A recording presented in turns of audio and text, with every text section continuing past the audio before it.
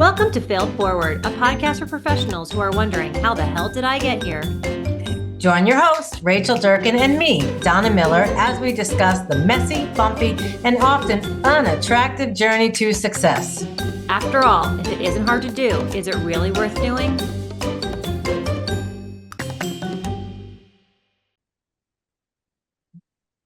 Hello, and welcome to Failed Forward, the podcast for those of us wondering, how the hell did I get here? My name is Rachel Durkin. I'm with Paradigm Marketing and Design. We are a web marketing, branding, and sales enablement agency that specializes in working with clients with a complex sale. So if you have a sales team, we can help them increase the number of quality meetings they're having and increase their closing rate.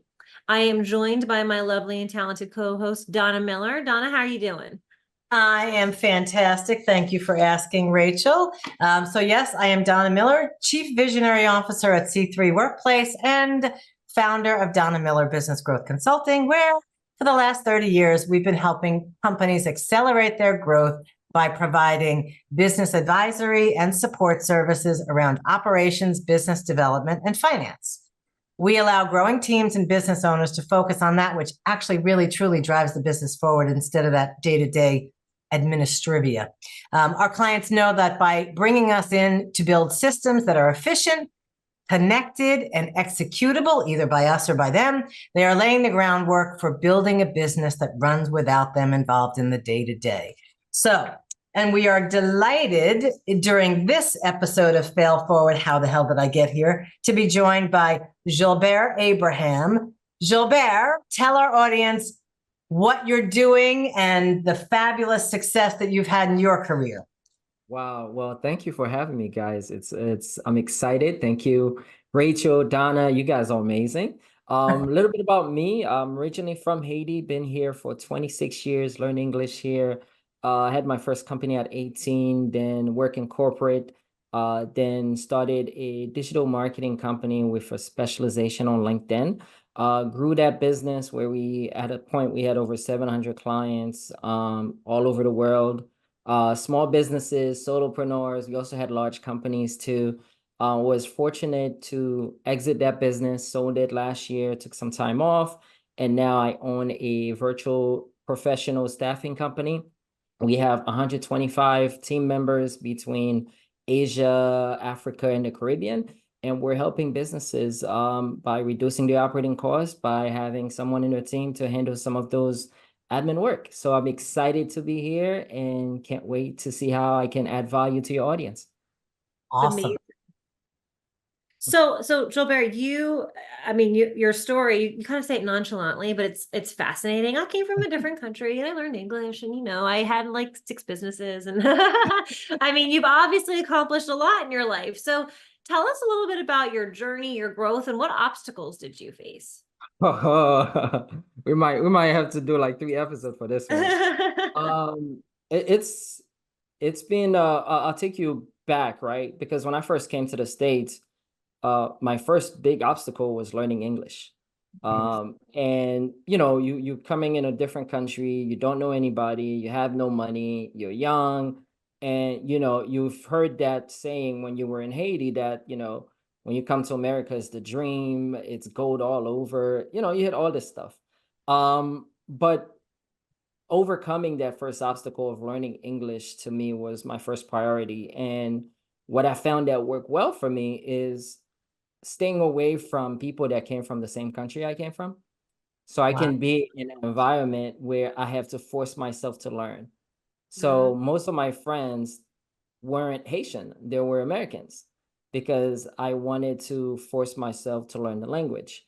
And that helps a whole lot because I was able to learn it quickly, because I changed my environment. So the main message here is sometimes you got to change your environment to go where you want to be. So that's one. Or make yourself uncomfortable, right?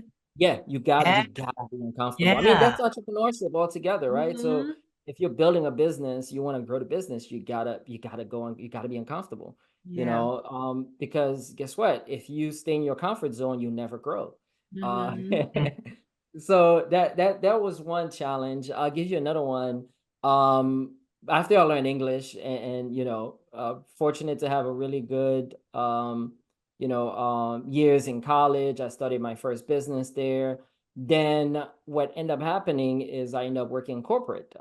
Then out of nowhere, I got not I got like let go from my role, and Mhm. I found myself where I didn't plan. I didn't have any money saved up. I was living the Mhm. life, thinking that this job was gonna be there all the time. So I started running out of money after like 6 months. So I drained my saving. I was getting evicted out of my apartment. I was losing my car. I had to make a way out of nowhere because all the position I was applying for, I'll do 3, 4 interviews. They're like, "Oh my God, we can't wait to hire you." And then there'll be a budget freeze. So that was Mhm. right around after the 2008 scenario. Mhm. So I found Mhm. myself where I had to create my own way. So that was another interesting obstacle because I had to shift my mindset from an employee to an entrepreneur. Because now I don't have a check coming in every 2 weeks. I had to make my own check. So Mhm. that was interesting. But it was an opportunity where I learned how to uh create my own way by just getting feedback from the marketplace because I interview a lot of people. I find ways to add value to people. That's how I was able to pay my bills and get out that funk. And Mhm. then in 20 so that went well for a couple years, and then my mom encouraged me to go to grad school, and I decided, oh, maybe I should go to grad school because all my peers at the time were going to grad school and get the good job. So I left Mhm. entrepreneurship and went to grad school. And Wow. it I wasn't the you smartest went thing, back and forth. following your peers, right? And then I got this really good job after grad school.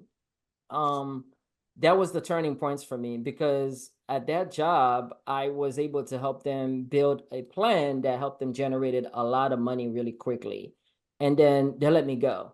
And I was like so pissed off that I'm like, I never want someone else to control my future ever again. Mhm. So that's when I started the LinkedIn marketing company, and that was Oh, 2013. wow.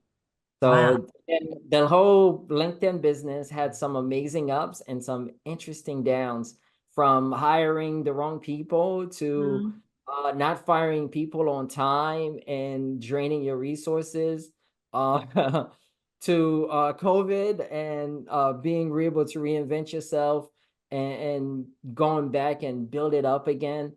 And then to exiting, right? Because Mhm. that was my baby. So how do you give up your baby and really start looking at, okay, is this what I want 10 years from now, 20 years from now? Or do I have a bigger vision for myself 20 years from now and realize the bigger vision was my goal? So that's a little bit about my obstacles and challenges. That's kind of amazing. So, what I find really interesting is as we talk to people with failed forward, how did I get here? There's this kind of pervasive underlying will and strength to just keep figuring it out. So you Yeah. came to this country, you immersed yourself with people you didn't know, culture you didn't know. Then you follow your peers to go to grad school, but turns out following your peers may not. So you have Yeah. initial gut that said, go your own way.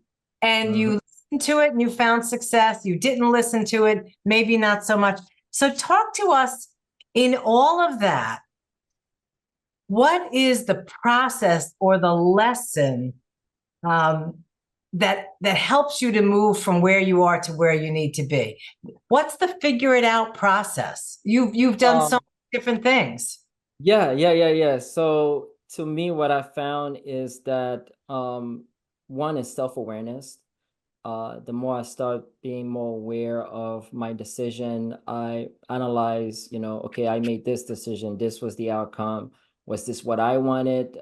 Really start doing a self-evaluation. What do I want? What's important to me? What's my vision? 5 years from now, 10 years from now. So that has really helped a whole lot in making my decision now, because before that, it was just, where can I get paid? Where's the money? But as I evolve, it becomes more of, you know, what's the long-term vision here? Where do you want to be in 20 years from now? Is this what you want for your life? That has really helped with my decision-making process. And still today, you know, seeing the once I see the vision and I have clarity, I'll take off. But when I don't have a clarity, my vision is blurry, I'm all over the place. And I'm sure that's the same for almost any entrepreneur. You know, if you have clarity and a vision for your business is gonna take off. And I noticed that that started really happening around 2018, 2019, when the vision started getting clearer. And then again in 2022, end of 2022, when the vision started to evolve. And then I started, you know, the acquisition process started. And then after that, it got blurry again after I sold the business, because I was like, oh crap, what am I doing now? Yeah, because, you know, like it's okay to retire for like 2 weeks, but then you get bored really fast. And then I started investing in a bunch of stuff that some worked, some didn't work. Uh, and then I had to sit back and do a self-evaluation again and create clarity in my vision. So Wow. if you had to go back, you know, in your journey, what would you tell your younger self? What lesson did you learn? What would you do differently? Well, main thing is invest in yourself early, right? Because I could have bypassed all of the craziness I've gone through if I had just gone, you know, invest in someone who has already done it. Doesn't matter, pay them just to have a little bit of their time, and I could have learned so much more. And I'll give you a prime example. When I started the current business I have now, first thing I did was I attended a conference, I invested in that, and then I met someone there who was already running same business, doing over 7 figures. I paid for her and sat down with her and just asked her, what did you do? What were the pitfalls? What were the mistakes? So that helps a whole lot, because that bypass, you know, all the obstacles that you have gone through. And that kind of puts you in the fast pace to learn quicker and make mistakes faster and be able to shift quicker. So that's the one thing. First is invest in yourself early. Don't be cheap. Second thing is really success loves speed.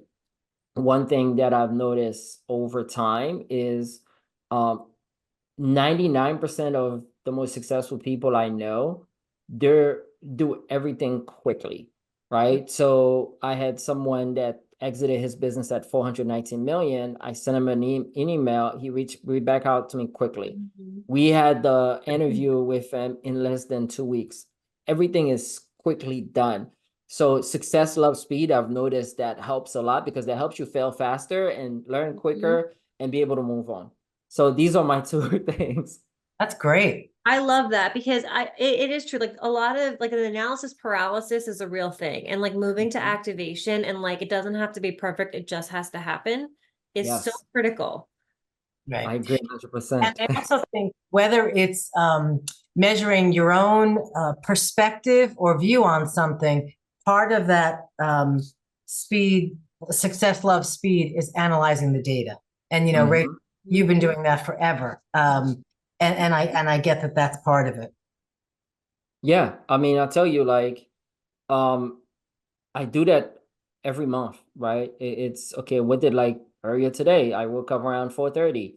How did we do last month? What did we do last month? How could we done better? You know, what could have we done better? What does our team look like? What does our sales look like? Are we in track for our vision? Are we on track for our goals? You know, really making that deep analysis. And what are we gonna do this month? How does this month look like? And then next is meeting with the team.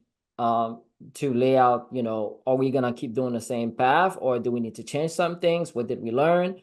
All that is part of gathering data, analyzing the data, and make quick decision. Yeah, like you mentioned, Rachel, it's not perfect.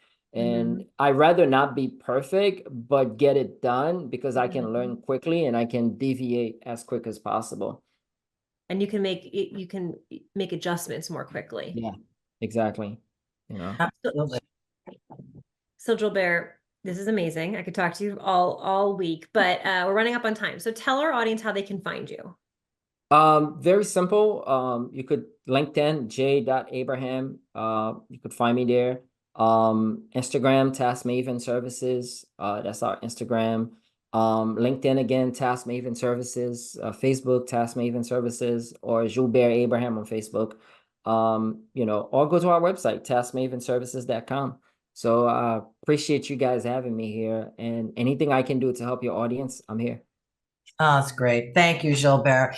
So on behalf of Rachel and myself, we want to thank you for joining us for this episode of Failed Forward. How the hell did I get here? And remember, as you go forth in your business, you're not failing, you're learning lessons, you're figuring out what to do differently.